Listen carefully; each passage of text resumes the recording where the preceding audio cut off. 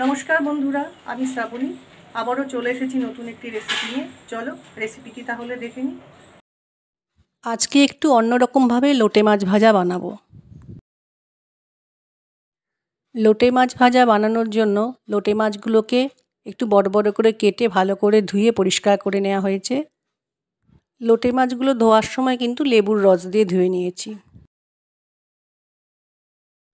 लोटे माछगुलोके একটা বোলের মধ্যে ঢেলে নিয়েছি।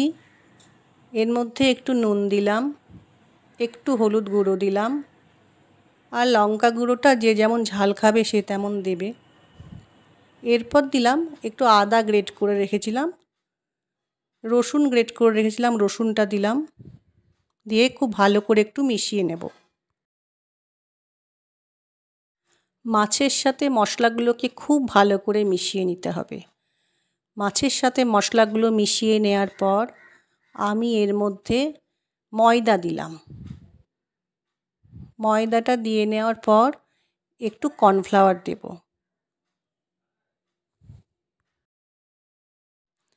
এরপর এর মধ্যে একটা ডিম ফাটিয়ে দিলাম।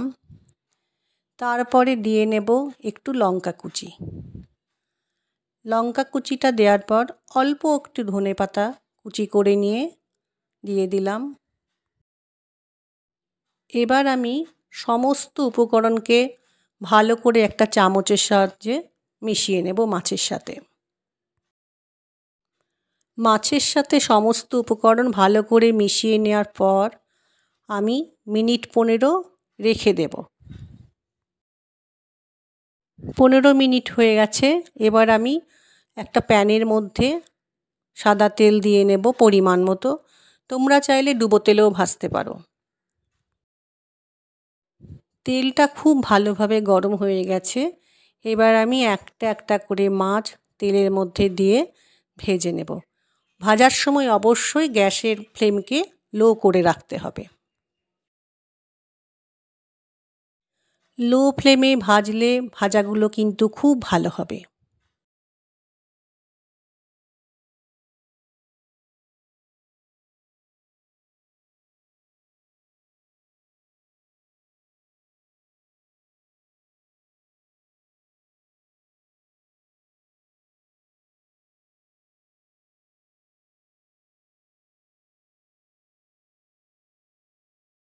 মাছের একদিকগুলো ভাজা হয়ে গেছে। এরপর মাছগুলোকে উল্টে নিয়ে অন্য দিকগুলো ভেজে নেব।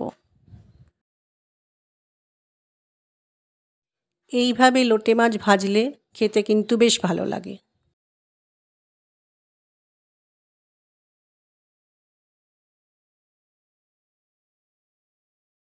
মাছগুলোকে সময় নিয়ে আস্তে আস্তে ভালো করে ভেজে নিতে হবে।